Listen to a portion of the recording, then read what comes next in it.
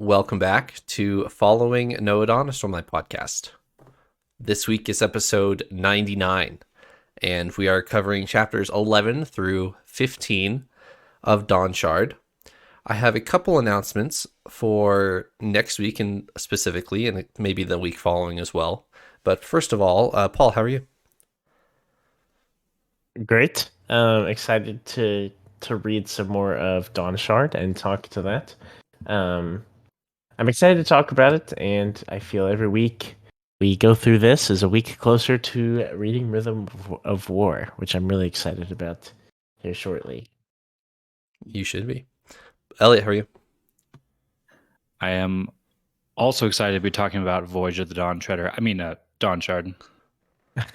Voyage of the Dawnshard? Yes.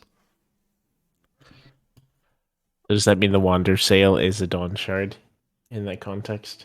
It's possible. I could see it. Okay, so today is episode 99. Next week is going to be episode 100. We are going to pause on Dawnshard very briefly for episode 100. We will be finishing Dawnshard with episode 101 and then picking up Rhythm of War for episode 102. But for episode 100, we are going to split episode 100 into two parts. The first part is going to be everything the podcast has covered, inclusive spoilers, but no spoilers for outside of that. And we're going to be doing some retrospective celebration reactions to some of our old clips. We'll have a couple guests on the podcast to help us celebrate that, and it'll be a fun episode for reaching 100 episodes. So congratulations in advance, Paul and Eliot, for reaching 100 episodes here, and we'll be celebrating on that day for part one. Part two of that episode, we'll be talking about Secret Project 3, which Brandon Sampson recently gave us some preview chapters for, and we'll have a couple new appearances for that episode as well. So if you guys have read Secret Project 3, be sure to tune into the second part of that one. And if you haven't, you can still join us for the first part of that one. So look forward to that next week.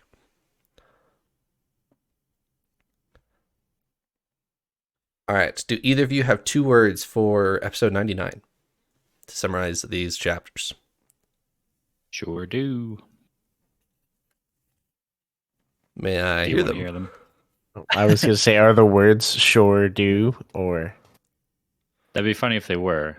But in reality, my 2 words are ancient history. Okay. Paul? My 2 words are crumbling pieces. Okay. Crumbling pieces and ancient history. Let's use these 4 words and talk about Dawnshard.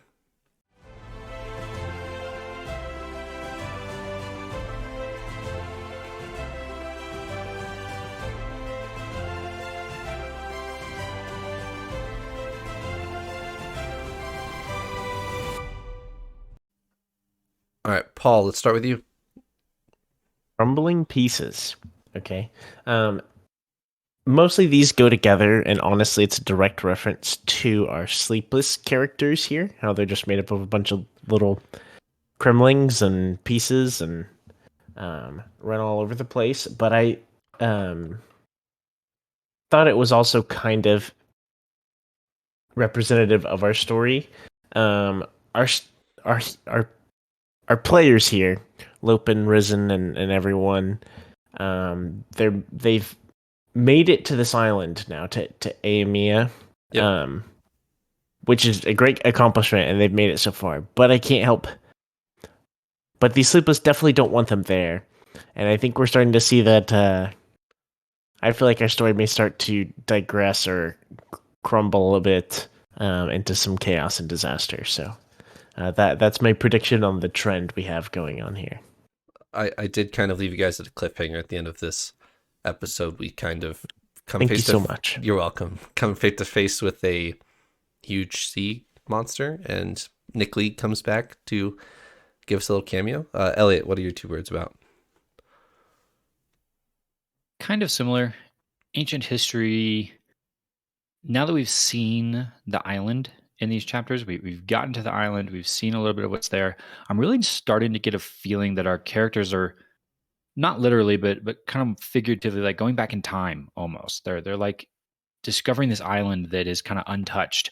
It's just kind of decayed into the ruins that it is now, but they're kind of rediscovering stuff that's really ancient. Plus, the Sleepless themselves are starting to seem very kind of ancient. So it's almost like a little travel back through time sort of thing.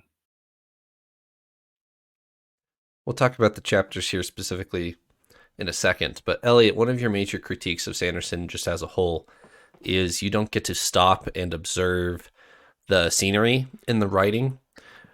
Yep. Would you say that these chapters are an exception to that? Did you get a good picture of the island or not? Maybe a little bit more than some of the other places we've been in Roshar, especially in, like the latter half of the Stormlight Archive books where things are just moving so fast. You don't get those moments to kind of soak stuff in. This is moving at a little bit of a slower pace, so we have maybe kind of the time to soak it in, but there's still, I feel like, a little bit more description I feel like I would appreciate of like the island itself and, the landscape that's around. There's definitely some there. I just wish there was a little more, but that's me. I'm just being picky. Yeah, I'm hoping as we get onto the island more and get to see stuff that there will be some quality descriptions or getting a good picture. I found a typo in Dawnshard in chapter 12 where Lopen never closes his quotation marks for saying things. So canonically, I think that means Lopen is saying every word from then on until the end of the book. 12 onward. Yes. Yeah. So he is articulating all of those words because his quote mark never closes. Wow. That changes things. Yeah. So he just stops and tells you the rest of the story, Lopen said. All right, back to chapter 11. We get a cool glimpse of how the Windrunners can actually be effective in the Navy. Did you guys enjoy this chapter as much as I did? My first read of this was over a year ago, and I remember this being one of my favorite chapters of this novella here because Lopen jumps off the ship and uses his lashings underwater to save some sailors. I thought that was really cool. Like it makes sense in my head, but I just never thought about it that you could, speed swim with lashings underwater. Yeah, they're called windrunners, not water divers, so yeah, I was a little surprised, but I mean, it made total sense. I just never thought of it. It was really cool imagery or like action to see that though. I felt the same way Lopen did at one moment of like, that seems really dangerous in that if he ever, runs out of Stormlight at any point in time, he's just going to drown. But I guess it's not any more dangerous than flying through the air. If you run out of Stormlight, you're going to come crashing down to the earth. So yeah, sure. Why not? Lashing underwater. It gives a little bit more merit to those creatures that reportedly drain Stormlight that's been tracking the Wander Sail. And that was my immediate thought was if one of these sailors goes over, Lopen can't go save them because there's creatures going to drain him of Stormlight in the water. But he does it anyway. And he thinks to himself the same thing of, well, if I do this again and I get drained, then I'm just, dead. So you just got to go really fast. Just dip in, dip out. He tethers the captain's foot to the deck so that she won't fly off. So a couple cool uses of his lashings on a boat. Did you guys get anything else from this chapter?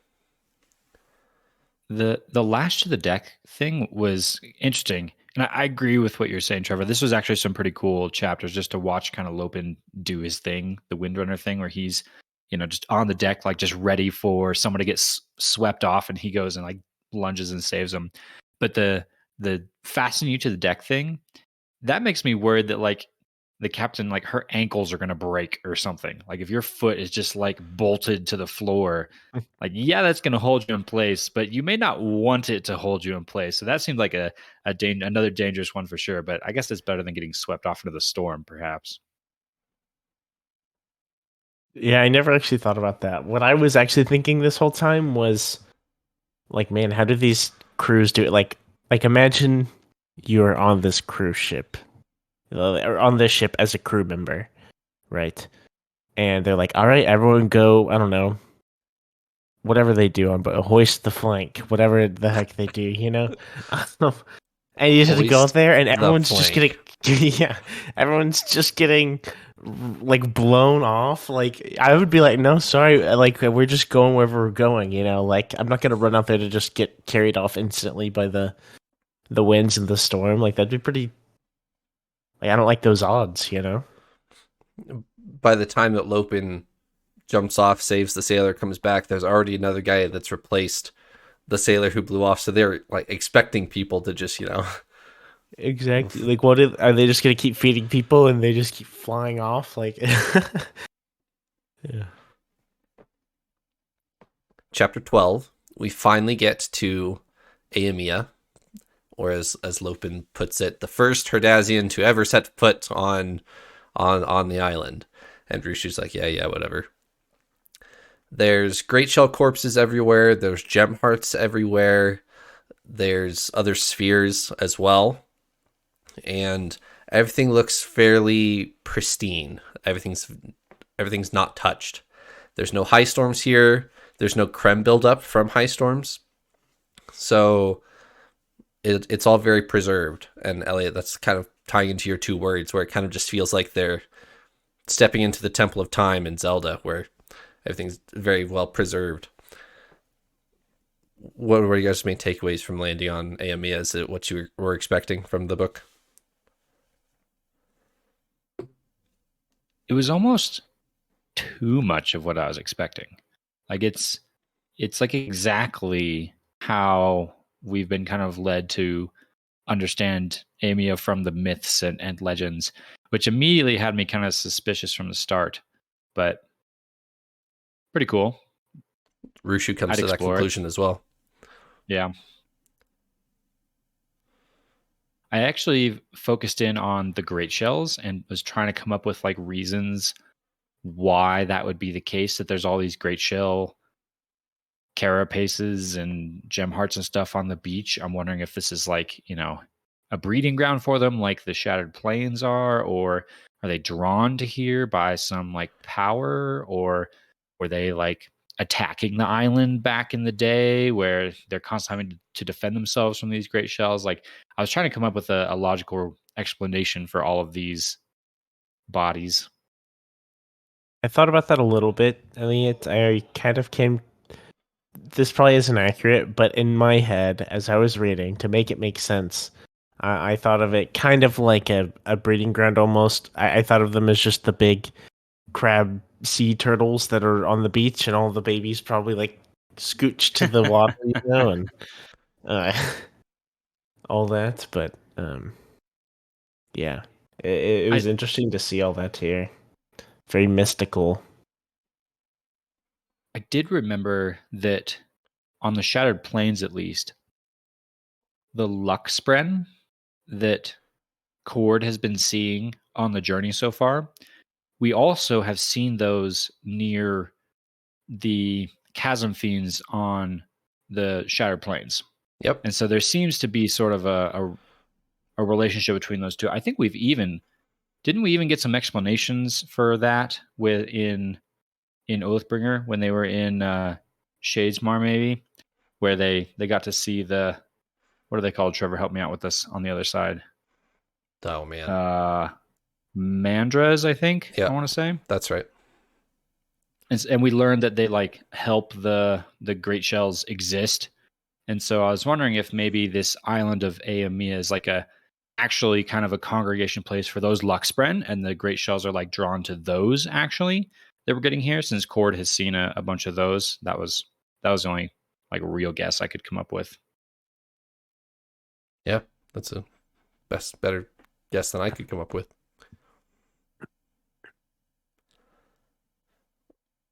I didn't realize this until fairly recently, but the term great shell isn't a specific animal.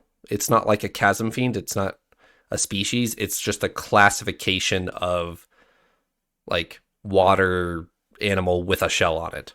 So anything from like a turtle to a big crab to a sandfid, they're all called great shells, and they're going to vary in shapes and sizes. I didn't really gather that until somebody explained that to me.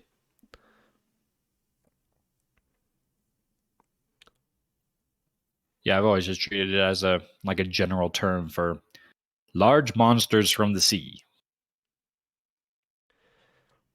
Right when they get out of the storm, Cheery, as Risson was hoping, that's the whole point why we're here, or at least the whole point why Risson's here. Cheery kind of perks up, looks around, sees a bunch of Luxbrand, and jumps off the boat and dives underwater. And she's gone. We don't see her the whole rest of the episode here. What are your guys' thoughts on Cheery? Is she going to... she looks fairly good for a couple seconds there, and then she's gone. So what's up with her? I mean, I doubt that this is just going to be like the last we see of her. Like, she'll come back in some form or fashion, and we'll get to see Cheery again. I don't know. Maybe she's going to go find whatever big secret is lying here at this island. Or maybe she's going to go find another Larkin. Maybe a mommy and daddy Larkin, a big dragon, you know. Larkin babies? Maybe, yeah.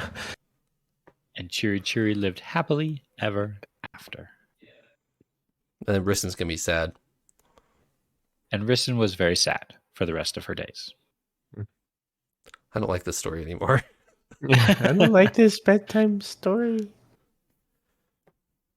So they land on the beach. There's no creme, which they notice. They walk into the Akina, the ancient city, and there is creme. There's a half sunken city that seems to be weathered by high storm. Creme is like a residual dirt buildup from high storms sweeping across Roshar. It brings dirt with it, and there's slow buildup of creme. And the island seems to implicate that there are no high storms here, but then they find Akina, and it's fairly small by Lopen's standards, and Akina seems to be half buried in creme. And they find the Oath Gate.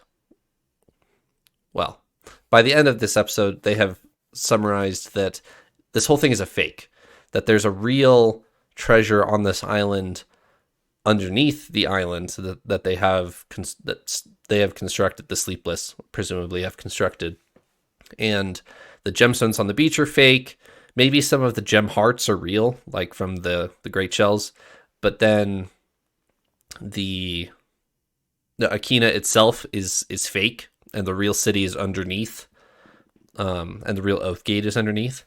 So were you guys expecting this when they walked up, to be like some sort of fake presentation? When I read this, I fully expected this, because there's something similar in another Brandon Sanderson book, but I will leave it at that. We haven't read it yet. I was expecting that they would have met with Sleepless resistance before this. I did not think the Sleepless were going to let them land. I thought, we kind of, where we left it at, Nickley and company had tried to convince them to turn back, tried to convince them to turn back. They still are not. So they've kind of concluded, oh yeah, we're going to have to kill them. So why they didn't sink them in the storm, I don't understand. I don't know. And I was confused by that. So when they got to the island, and I'm kind of already confused of like, why did we even get this far? So they're having this, fake city. I don't know if I was expecting it, but it did seem fairly obvious as soon as they, explained it.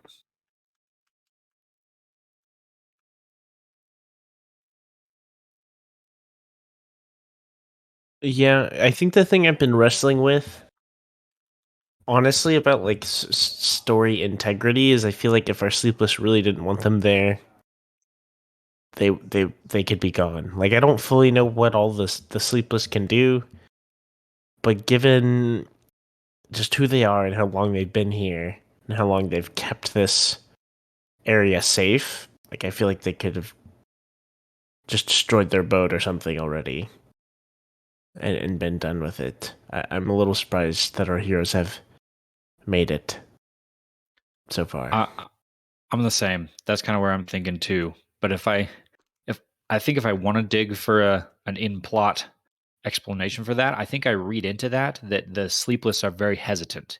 They clearly have the capability to sink this ship probably fairly easily, but they haven't. They haven't at any point along the journey, and they're letting them land on the island, and they still haven't sunk them. That seems to imply to me that not just Nickley is hesitant to kill them all. The rest of the Sleepless are trying all their other options first, which is actually a rather reassuring thing to learn about the Sleepless, I think, because our main experience with a Sleepless was back in Edge Dancer, right? With our first iteration of Mr. Kremlin Man, who is clearly very evil. And so to learn that the rest of the Sleepless are not like embodiments of evil is very reassuring because these things are quite powerful. I guess it's true. We did not have a good first impression of our No. Sleepless friends here, so maybe there is more reason or more method to the madness. Maybe they're not just ruthless killers, but our first guy definitely seemed like if he was in charge, the first wording would have just been death to all of the sailors. So Yep. They certainly give our Wandersail inhabitants a lot more of a chance than they did that interlude back in Oathbringer. Back in Oathbringer, that ship breaches the Soulcast spikes, and at that point, the Sleepless terminate them all. They give them poisonous soup. They don't even let them land. Here, they're willing to let them land and try to, be creeped out by the island, look around for a second, grab some gemstones, and go. And that's what they're hoping happens. They peek a little bit further because Rushu and Lopen are fairly smart, and they're like, that's not a real Oathgate. The one in the Shattered Plains withheld way more bad storms than this one, and it was still intact. So they poke around for the real Oathgate, and that's when they attack. So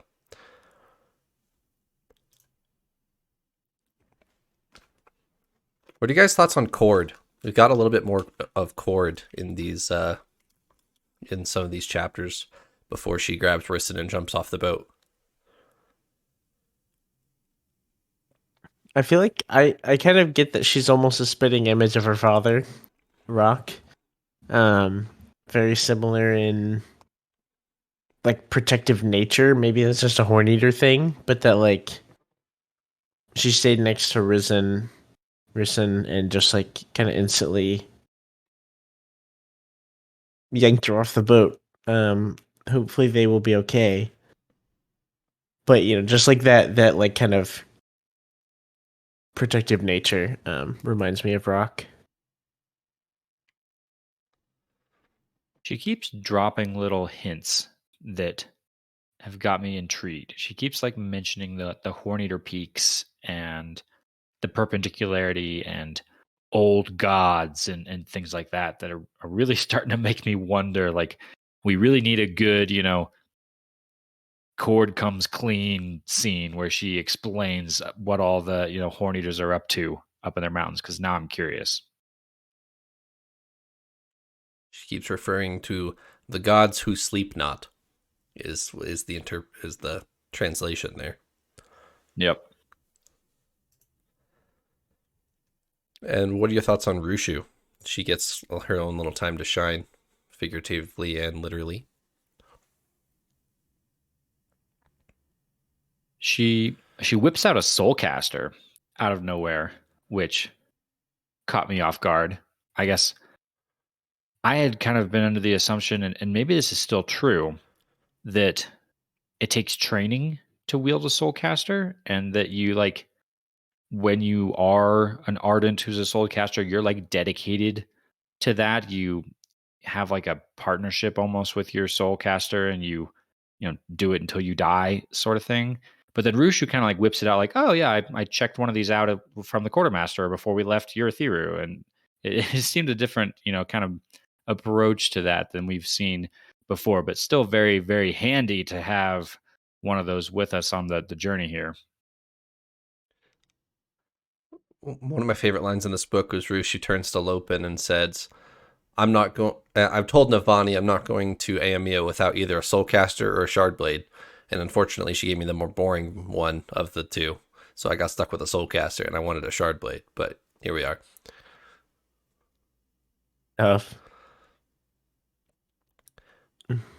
Rushu seems rather ambitious to me. She I like her in that she's clever, and she's did all that work to help Risen with the floating chair and all that, some cool stuff.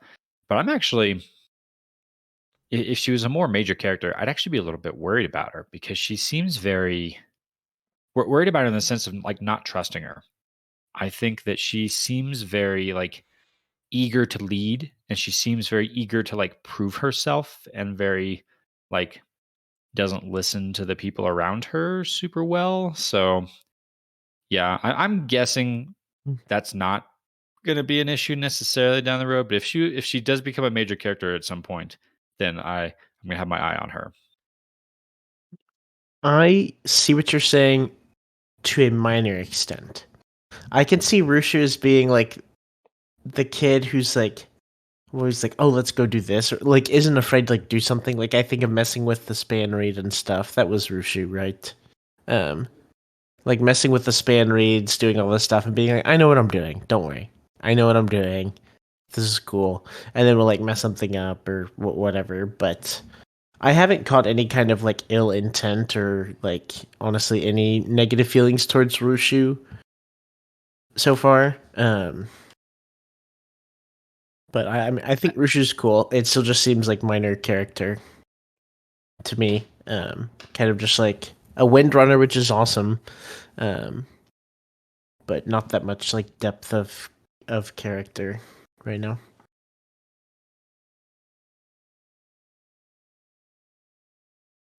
She has a line with Risen where they're about to go for the beach landing, and Risen says, all right, we're going to send our combatants onto the beach, make sure it's safe. And then Rushu just gets in the boat with them, and Risen says, no, you need to stay, and we're going to send the non-scholars. And she goes, yeah, I heard you, and gets in the boat anyway, because she answers to Navani, and that's it. It doesn't care what Rushu has or what Risen has to say.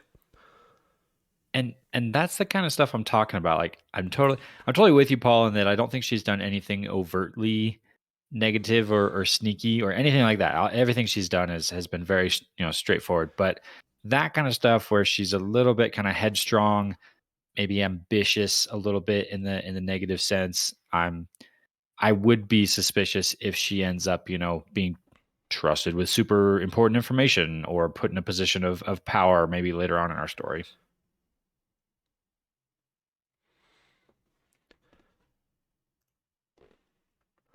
So at the very end of chapter 15, where we have left off our reading here, the Sleepless attack. They attack Huio, who's holding the beach head, Lopen's cousin, and they attack the boat. And Nickley approaches Risen. And before I get to that, what were you guys' thoughts on the descriptive text of the Sleepless coming out of the water, where the water like boils crumblings out of it, and Nickley arranges himself right in front of Risen, and Risen's like screaming and freaking out? I can't blame Risen for that reaction for sure. No, no blame whatsoever there. That was definitely like a pretty intense scene. I guess I don't know. I feel like I should have been more phased than I was. Like it was definitely intense, and it was also my fault because I think I was reading this like right when I was about to before I was going to sleep. And I like as soon as the scene started, I knew it was going to happen. Like either she was going to be attacked by some big monster thing, or Nickley was going to appear. Right, like we were going to see him assemble from our Kremlings, and so it felt like fairly predictable, I guess. But this was where I thought it was really cool with Cord. Well, I mean, we would have instantly lost, like, no disrespect to Risen, but she would have just died if Cord hadn't yanked her off the boat, you know. And she still might, low key, but I was gonna say I don't know if the water's the safest place to run to. Yes, but I think you have to run. So yeah, there's nowhere else to run. So, but right, she's a horn eater, right? Shouldn't they be super good? Aren't they always like swimming in those springs or whatever up on the horn eater peaks? What they claim, yes. So I'm hoping she'll just be able to. And aren't horn eaters like huge and strong too? Like, shouldn't she just be a all-star swimmer? I have faith. I have faith that they'll live, at least from this. I think it would be kind of a bummer. Yeah, it would be a letdown if it was like, oh, whoops, like listen, they both drowned, like of natural causes. They just didn't make it to shore, Horn eaters are just as tall as Alethi, and as far as like Earth measurements go, Alethi averages like 6'6". So, and horn eaters are like more beefy than Alethi. Like they've got the muscle behind the height. Back to the scene where the Sleepless are like coming out of the water, and there's countless Kremlings just like boiling out of the ocean. I think that's one of those scenes where you read that and you're like, whoa, cool, that's awesome. But like if you were actually physically standing there, I'd be terrified. Like that would be horrible. But when you read about it, you're like, oh, that's so cool. I'm trying to think of something more horrifying to like see in real life. I can't really come up with anything. But you're right. Like reading about it, I'm like, oh shoot, okay, nice, right. And Go then Nickley, like that's sick. Yeah. And then it talks about the soldiers are like swiping at the Kremlings as they're coming. Like, what do you do? Like yeah. What are they supposed to do? Attack the one Kremling? Like that's what I don't understand. Like I don't know what they do. Like I feel like you need like a dragon or something to like incinerate the entire thing. Like I don't know how you kill these guys other than that. I really don't. Other than like entirely squashing its whole body like at once. Like, and aren't we told that this is their human forms is just kind of like a piece of their like total horde, right? Yep. I'm curious, like, are we gonna see like a enormous like thunderclast of like Kremlings? Like how big are each of these hordes? That like I'm now imagining like all the Sleepless like coming together and forming this like amalgamation huge mech beast thing that they can like, I don't know, fight a thunderclass with. That would be pretty epic. And yeah, great question actually that I hadn't thought about. If we do get in the situation where we need to like kill one of these things, like if our heroes need to take down a Sleepless, like do you have to kill every last little Kremling that's associated with that being? Or like if you kill the majority of them, does that like, do the rest of them just die? Or is there like a central brain mother Kremling that if you kill that one, all the rest, shut down? I don't know.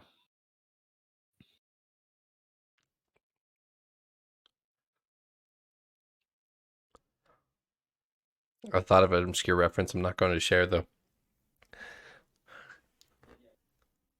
Thank you, Trevor. Once again, thanks for your insight. You're welcome. Any more thoughts?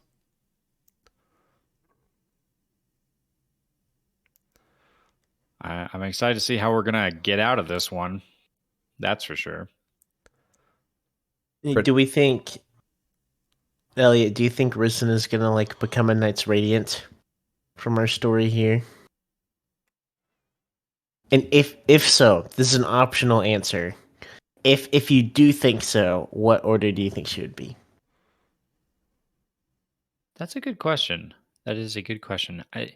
At the start of this book, I would have been like 90% sure, yes, she's going to become a Knight Radiant. And for one of the reasons being something we even talked about before, how a lot of our Radiants have like serious either disabilities or challenges they have to overcome. It seems like all of our Radiants have to face that sort of thing, where they've got a major roadblock in their life that they're trying to get over. At least a lot of them, anyway. And Risen fits that category, to a T. She has this huge physical disability that she, is spending a lot of this story having to deal with and figure out how she, maintains her authority when she can't even walk and can't even look people in the eye at eye level. So all of those things to me felt like they were pointing towards, oh yeah, we're going to see a moment where she becomes a Radiant. It's going to be epic and it's going to, come together. As the story is progressing, I'm not sure. I'm really not sure. I think that's dropped to maybe 50% for me as whether she's going to go that way. I still think it fits very much with the, I guess I'll call it a trope at this point with the different characters that we've got. But I don't know. I don't know. As far as which order, Rissen's the merchant, right? So she's kind of clever. She's trying to always, outsmart those around her. She, at the same time, though, does kind of care about her people. She very much cares about her crew and, taking care of Cheery and all of that. So, I don't know. My guess on it, if you want to know, is I could see her as kind of like my guess would be like a will shaper, because I could see. I don't know that much about will shapers, but just going off the name, I'm guessing it would be kind of more like a leadership, like,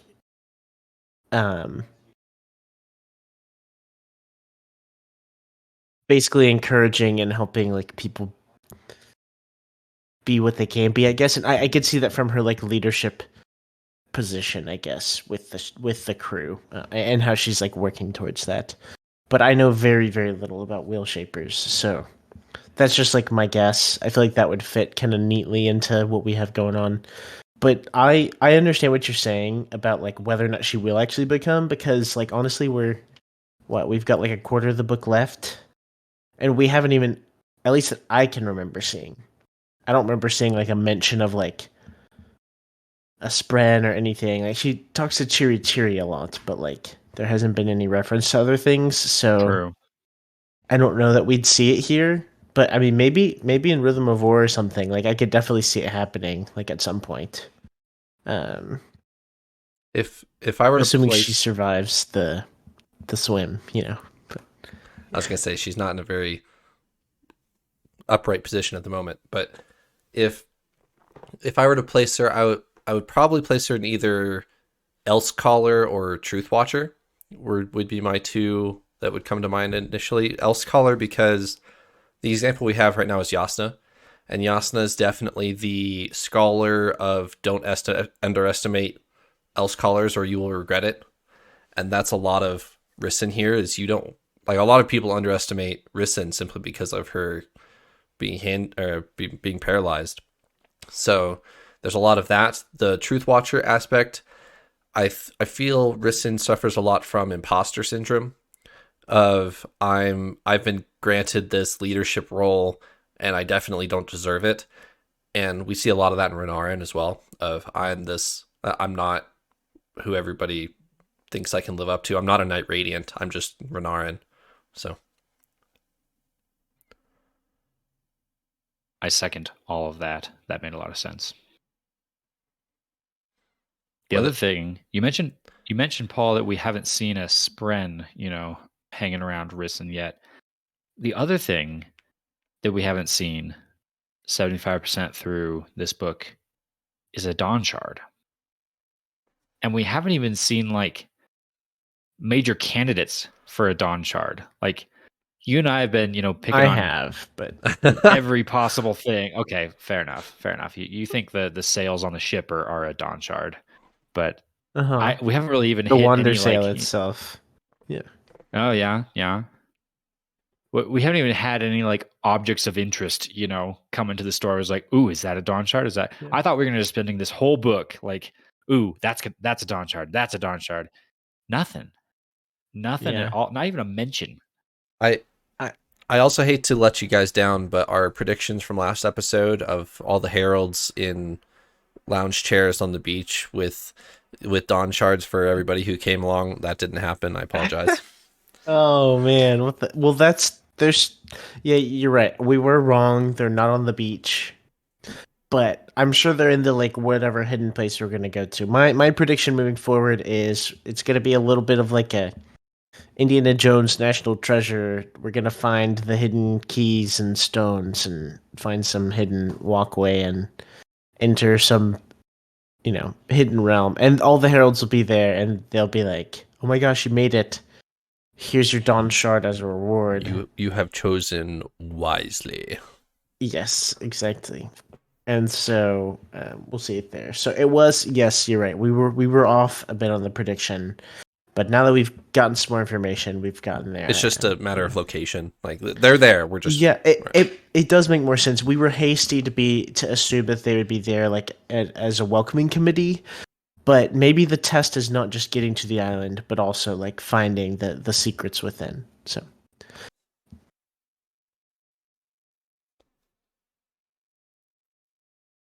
anything else for this episode before I go on a little bit of a tangent? Go for it. So this is a Words of Brandon between when Dawnshard was released and when Rhythm of War was released. And the question that was offered him was, does Stormlight healing have anything to do with the cognitive realm of how you perceive yourself? And he said, yes, absolutely, 100% does. Stormlight can heal you based on how you view your flaws. So if you view yourself as paralyzed, you cannot heal from Stormlight. If you view yourself like as a permanent state of paralyzed, you cannot heal yourself. If you catch it before you perceive yourself that way, like in the month where Risen would always try to, get up and grab stuff, that she could have healed. So when you remember back in Oathbringer, when she says, I went to Renarin and he couldn't heal me, it was too late. That directly ties in here, where she no longer viewed herself as able to be mobile anymore, so she could not be healed by Stormlight. There's a little bit more to this, but any comments? Seems to fit with our understanding of Spren and how you perceive them is incredibly important to their interactions. I'm also thinking of our other character here, Lopen, who regrew a limb, and he was kind of my one example of, well, hang on a second. If Risen can't be healed after a month, we got the impression that Lopen's been without an arm for a long time. Right. How did he get to regrow his? But your explanation could easily fit into that. Lopen is pretty special is the funny word to use, I suppose, but he's very determined, set in his ways. I could totally believe that even being without an arm for, years, Lopen still thinks of himself as fully capable. He still thinks of himself as, an equal match, if not better, than any other Herdazian or any other person in the world. And so for him to, regrow an arm, well, why not? Naturally, why not? Like that does seem to fit with the kind of mentality that Lopen has. Right. That is the other, or one of the other parts of this, is Lopen ties in extremely well here. As soon as he reached ideal, two, he just regrew an arm, Or is it a 1? Was it even 1? That was his One. first. Yeah, he literally sucked in Stormlight, and then Yeah, like, it was ideal. You've got an arm. It was ideal 1 in Words of Radiance. It didn't hit ideal 2 until the end of Oathbringer. So yeah, he hits ideal 1 and then just immediately starts growing back an arm. So it just has to deal with how you perceive yourself. What is another example of not being able to be healed by Stormlight? Are we referring to when Renarin tries to heal Adolin and can't do it? Or he tries to heal someone and can't do it, and then he goes to heal Adolin at the end of Oathbringer and can? He can heal Adolin. I don't remember who he can't heal besides Rysn. There's somebody who... I do think you are right that he tries to heal somebody else and he can't do it.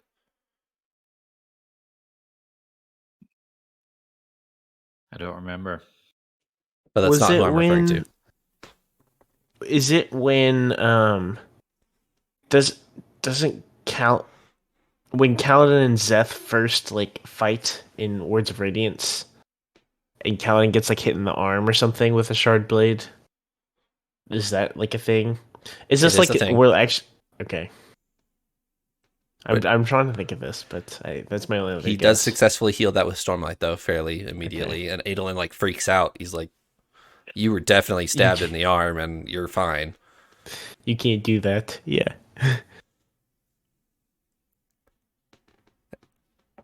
Any other guesses before I give it to you?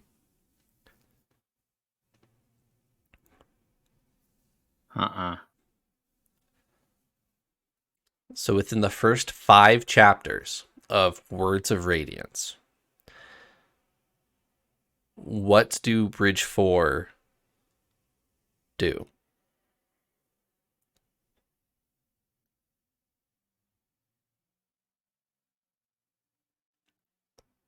That was a long time ago. You're stretching my brain here. Because they were free, like they weren't doing bridge runs or anything, right? Oh! Was that when they were just like testing things? They were testing. Yeah, they were testing Kaladin's abilities. It's a little bit later. One of the first things that Bridge 4 in Words of Radiance. One of the first things they do is they all go get Bridge 4 tattoos of freedom on their forehead over their slave brands. Remember this? Mm-hmm. Yeah. Yes. What happens to Kaladin's? It doesn't work. It doesn't work. Kaladin. Even more so, the Stormlight pushes it out and maintains his brands.